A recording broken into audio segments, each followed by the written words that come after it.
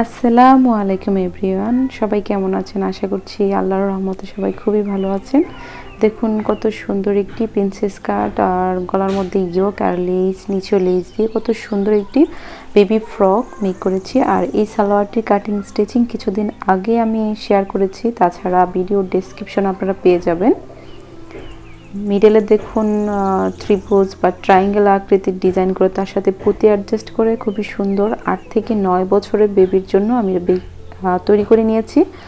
আপনারা চাইলে তার থেকে কম বা বড় যারা আছে তাদের জন্য মেক করতে পারেন। এক কালার ফেব্রিক্সটি 1 গজ আর প্রিন্টের ফেব্রিক্সটি নিয়েছি 2 গজ।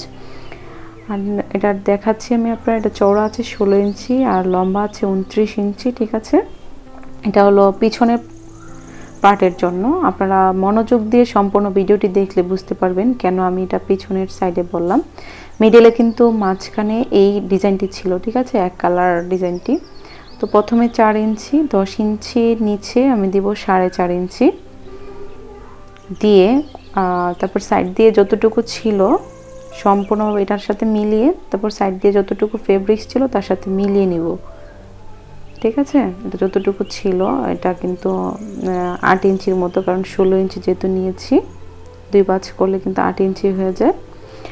আর 6 থেকে 7 বছর বা 4 থেকে 7 বছর বেবির জন্য সেম এই ডিজাইনের ড্রেসটি কিন্তু আমি কিছুদিন আগে শেয়ার করেছি, আপনারা দেখতে পারবেন। আমি এটা কেটে নিয়েছি। ঠিক আছে, এটা ব্যাক সাইড বা পিছনের সাইডের জন্য ছিল, আর ফ্রন্ট সাইডের জন্য যেহেতু আমি ডিজাইন করেছি, আপনারা দেখতে পেরেছেন যে ট্রায়াঙ্গেল আকৃতির ডিজাইন ছিল, এর মধ্যে পুঁতি অ্যাডজাস্ট করেছি।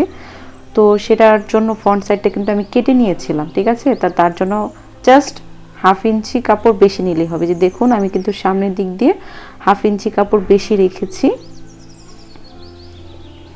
আমি আপনাদেরকে দেখিয়ে দিচ্ছি। তারপর কতটুকু আমি বেশি নিয়েছি, 1/2 ইঞ্চি। ঠিক আছে, শুধু ফ্রন্ট সাইডের যে ডিজাইনটা করেছি এজন্য 1/2 ইঞ্চি আমি বেশি নিয়েছি।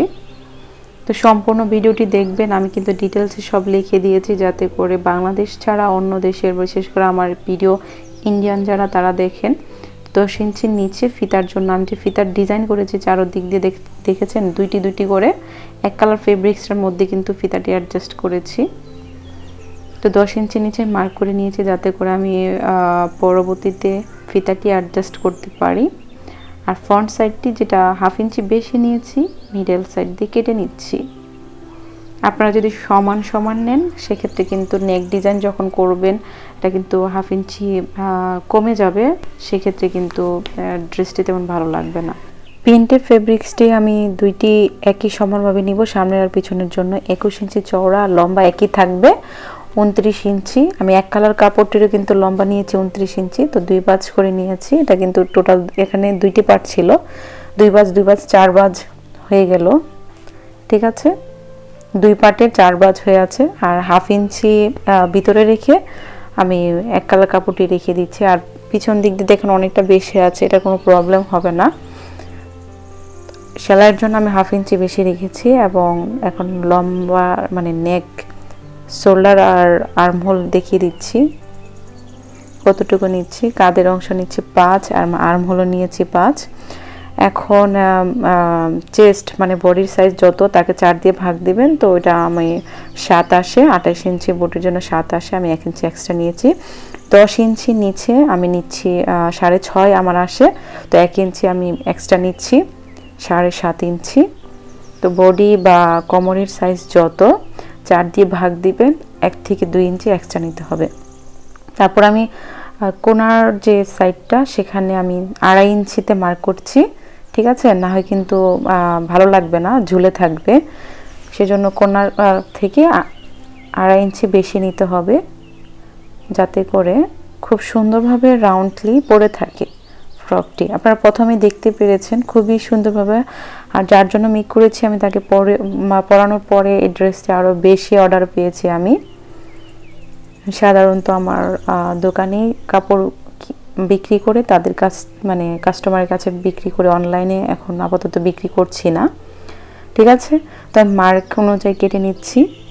আর এই সালোয়ারটি আর কামিজটি কাটিং স্টিচিং মানে সেলাই সহ কাপড় সহ প্রাইস পড়েছে 620 টাকার মতো। আমি পাকিজা 2 হাত বহরের কাপড় দিয়ে মেক করেছি, আর সালোয়ারের কাপড়টি 70 টাকা গজের মডার্ন ফেব্রিক্স ছিল। তো এখানে কিন্তু 2 বাজ 2 বাজ 4 বাজ হয়ে গেল। আর পিছনে পার্ট এটা কিন্তু ওপেন থাকবে না, থাকবে, আর ফ্রন্ট সাইডটি ওপেন থাকবে। আমি বারবার বলছি যাতে করে আপনারা ভুল না করেন, ঠিক আছে। তো গলার মধ্যে কিন্তু আমি একটা ইয়োক ব্যবহার করেছি, তার জন্য ওই কনিক স্টাইলের যে ডিজাইনটি মানে সামনে যে ছিল, তো তার জন্য কিন্তু 2.5 ইঞ্চি চওড়া 2.5 ইঞ্চি লম্বা স্কোয়ার সাইজের এরকম নিয়ে তারপর সেলাই করে দিব।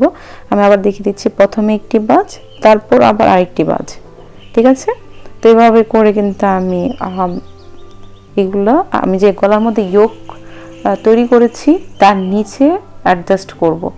তো উপর থেকে আমি 6.5 ইঞ্চিতে নিয়ে নিচ্ছি, আর ইয়োকটা ব্যবহার করার পর রাতে করে এই ডিজাইনটা দেখা যায়, ঠিক আছে।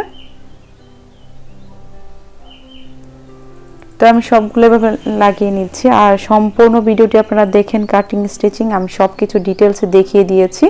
যতটুকু বোঝানো দরকার ছিল আপনাদেরকে বুঝিয়ে বলে দিয়েছি, ঠিক আছে। আমি কিন্তু এটা এভাবে রেখে সেলাই করে নিচ্ছি। তো আপনাদের একটার উপরে একটা কিন্তু একটু একটু বেশি করে রেখেছি, ঠিক আছে, আপনারা খেয়াল করে দেখবেন। তারপর আর দিব না, একটুখানি খালি রাখবো, কেননা এখানে আমি লেস ব্যবহার করব নিচে। তো আমি সেলাই করে নিয়েছি। তারপর আরেকটি পার্ট যে ছিল তার উপরে রেখে সেলাই করে নিব।